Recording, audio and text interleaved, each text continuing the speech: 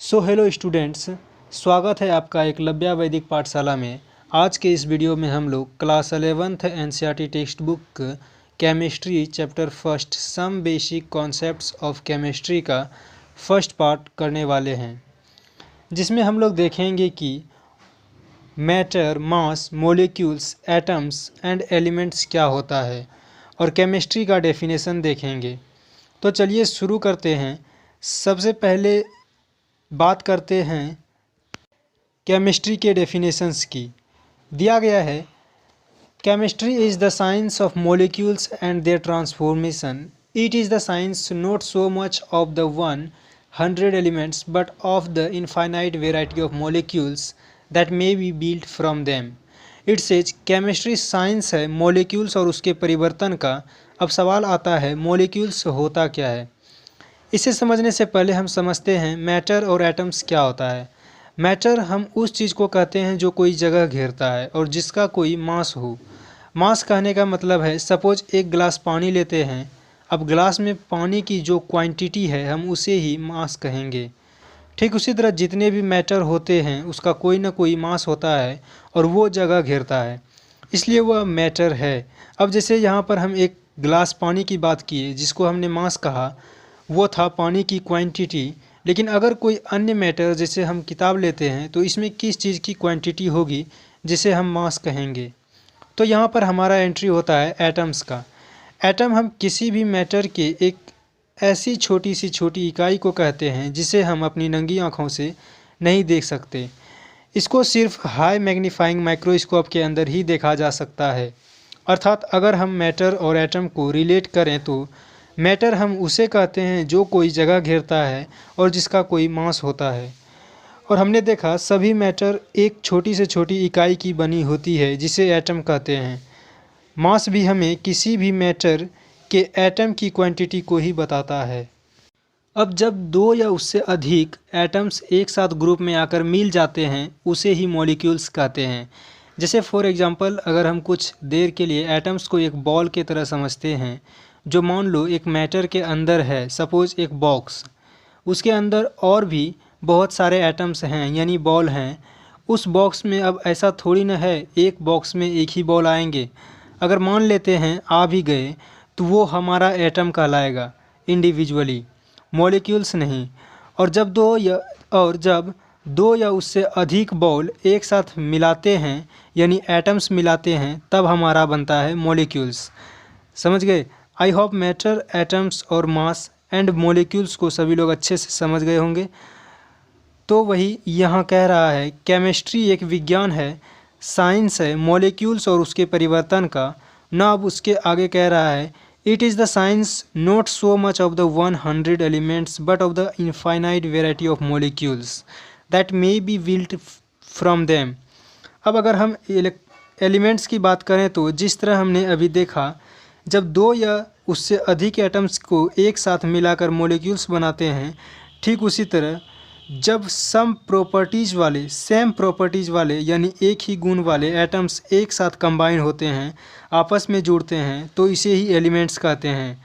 यह एक pure substance होता है जिसमें एक ही प्रॉपर्टीज़ के एटम्स पाए जाते हैं। वहीं मॉलिक्यूल्स में या अलग अलग प्रॉपर्टीज़ गुण वाले एटम्स पाए जाते हैं। यानी कि इसका कहना है केमिस्ट्री यह विज्ञान नहीं है जिसमें सिर्फ 100 एलिमेंट्स शामिल होते हैं, बल्कि अनंत प्रकार के मॉलिक्यूल्स भी शामिल होते हैं जो इनसे बनता है, यानी एलिमेंट्स से बनता है। एक बार इसको वापस से एक साथ पढ़ते हैं। Chemistry is the science of molecules and their transformations. It is the science not so much of the 100 elements but of the infinite variety of molecules that may be built from them. यानी कि chemistry विज्ञान है molecules और उसके परिवर्तन का। यह वो विज्ञान नहीं है जिसमें केवल 100 एलिमेंट्स शामिल हैं, बल्कि ऐसा विज्ञान है जिसमें अनंत प्रकार के मॉलिक्यूल्स भी शामिल होते हैं जो एलिमेंट्स से बनता है। नाउ नेक्स्ट है, science is divided into various disciplines, chemistry, physics, biology, geology etcetera. Science यानी विज्ञान विभिन्न शिष्टाचार में विभाजित किया गया है, यानी इनको विभिन्न भागों में अलग किया गया है, जैसे केमिस्ट्री, फिजिक्स, बायोलॉजी, जियोलॉजी इत्यादि। इसमें हमने केमिस्ट्री को अच्छे से समझा क्या होता है। अब चलिए थोड़ी सी एक झलक हम लोग फिजिक्स, बायोलॉजी और जियोलॉजी को देख लेते हैं। सबसे पहला है physics. It says physics is the scientific study of matter, it's fundamentals, constituents, its motion and behavior through space and time and the related entities of energy and force। यानी कि फिजिक्स वैज्ञानिक अध्ययन का अध्ययन है मैटर जिसे हमने पहले देखा, इसके fundamental constituents which means the basic building blocks of matter and force carriers, यानी कि मैटर और बल वाहकों फोर्स कैरियर्स के बुनियादी निर्माण खंडों का, इट्स मोशन एंड बिहेवियर इसके गति और व्यवहार अंतरिक्ष और समय के द्वारा, and the related entity of energy and force और संबंधित इकाई की ऊर्जा और बल का अध्ययन करते हैं। यानी कि physics, it says physics is the scientific study of matter, it's fundamentals, constituents, it's motion and behaviour through space and time and the related entities of energy and force. यानी कि फिजिक्स वैज्ञानिक का ऐसा अध्ययन है जिसमें मैटर जिसे हमने पहले देखा, इसके fundamental constituents which means the basic building block of matter and force carriers, यानी कि मैटर और बल वाहकों फोर्स कैरियर्स के बुनियादी निर्माण खंडों को, इट्स मोशन एंड बिहेवियर इसके गति और व्यवहार अंतरिक्ष और समय के द्वारा, and the related entity of energy and force और संबंधित इकाई की ऊर्जा और बल का अध्ययन करते हैं। ना यहाँ तक सबको क्लियर है। अब आगे बढ़ते हैं। कहता है biology is the scientific study of living organisms and their interactions with their environment. यानी कि बायोलॉजी यह वैज्ञानिक अध्ययन है जिसमें हम लोग सजीव प्राणी एवं उनके पारस्परिक क्रिया जैसे बातचीत उनके वातावरण के साथ अध्ययन करते हैं। Now next and last is geology. It says Geology is the scientific study of the earth, encompassing its physical structure, composition and the process that have shaped it over time।